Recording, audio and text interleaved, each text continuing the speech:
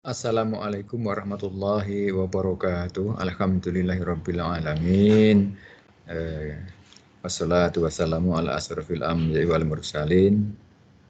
Sayyidina wa maulana Muhammadin wa ala alihi washabihi ajmain. Selamat berjumpa dari semuanya. Hari ini kita akan bicarakan tentang etika Pancasila lanjutan, dan kemarin sudah sampai pada macam-macam aliran ya. Mari kita melanjutkan dengan nilai-nilai etika Pancasila.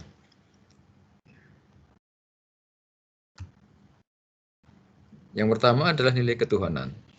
Nilai yang pertama adalah ketuhanan. Secara hierarkis, nilai ini bisa dikatakan sebagai nilai yang tertinggi karena menyangkut nilai yang bersifat mutlak. Seluruh nilai kebaikan diturunkan dari nilai ini.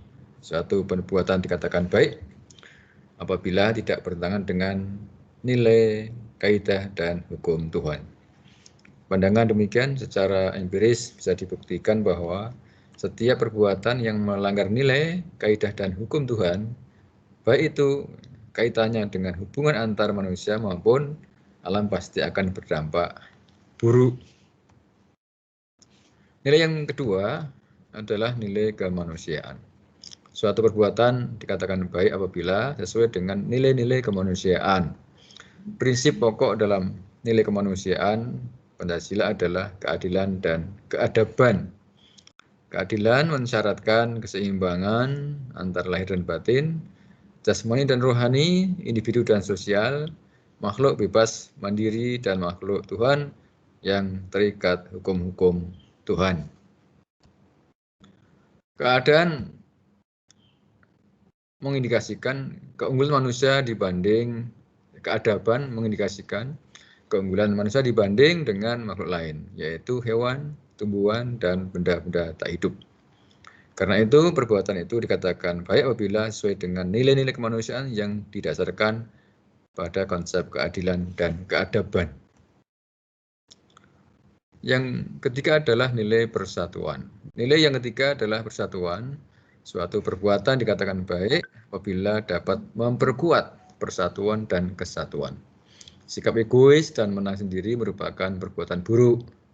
Demikian pula sikap yang memecah belah persatuan dikatakan sebagai perbuatan yang tidak baik. Sangat mungkin seseorang seakan-akan mendasarkan perbuatannya atas nama agama, misalnya Pancasila 1.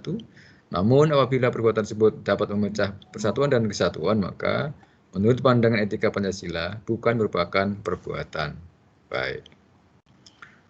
Yang keempat adalah nilai kerakyatan. Nilai yang keempat adalah kerakyatan. Dalam kaitan dengan kerakyatan ini terkandung nilai lain yang sangat penting, yaitu nilai hikmat, kebijaksanaan, dan permusyawaratan. Kata hikmat atau kebijaksanaan berorientasi pada tindakan yang mengandung nilai kebaikan tertinggi. Atas nama mencari kebaikan, pandangan minoritas belum tentu kalah dibanding mayoritas.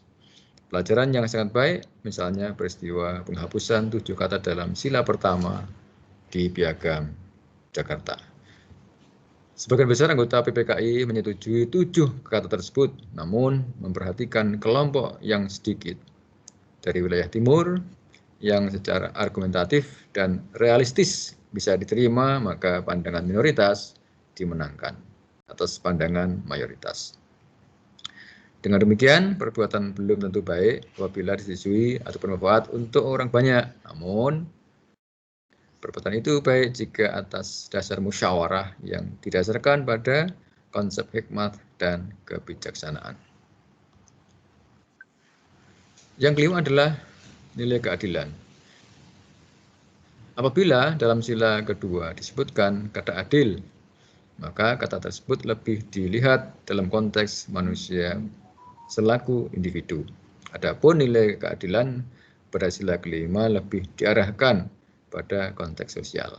Suatu perbuatan dikatakan baik apabila sesuai dengan prinsip keadilan masyarakat banyak.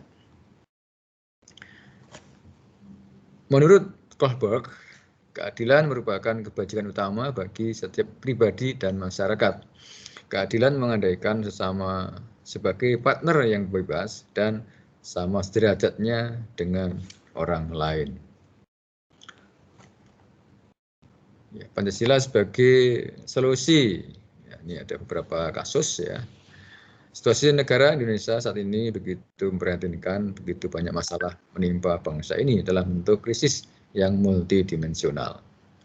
Ekonomi, politik, budaya sosial, HANKAM, pendidikan, dan lainnya, yang sebenarnya berhulu pada krisis moral.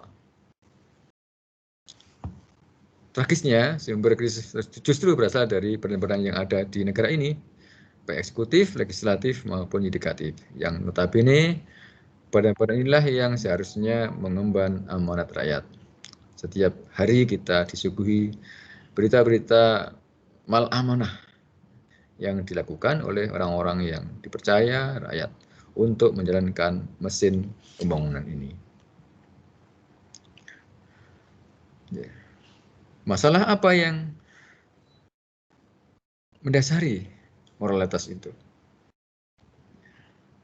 Moralitas saat ini menjadi barang yang sangat mahal karena semakin langka orang yang masih betul-betul memegang moralitas tersebut. Namun dapat juga dikatakan sebagai barang murah karena banyak orang menggadaikan moralitas hanya dengan beberapa lembar uang. Korupsi misalnya. Korupsi secara harfiah dikatakan sebagai kebusukan. Korup ya, keburukan, kebejatan, ketidakjujuran, dapat diusuap, tidak bermoral, penyimpangan dari kesusilaan. Ini korupsi. Itu adalah hal yang penting untuk kita pahami, untuk melihat tentang implementasi nilai-nilai Pancasila, sila ketuhanan, nilai-nilai etika, sila 1 sampai sila ke-5. Mudah-mudahan ada manfaatnya dan dapat dipahami dengan baik. Terima kasih atas perhatiannya. Billahi taufiq wal hidayah. Assalamualaikum warahmatullahi wabarakatuh.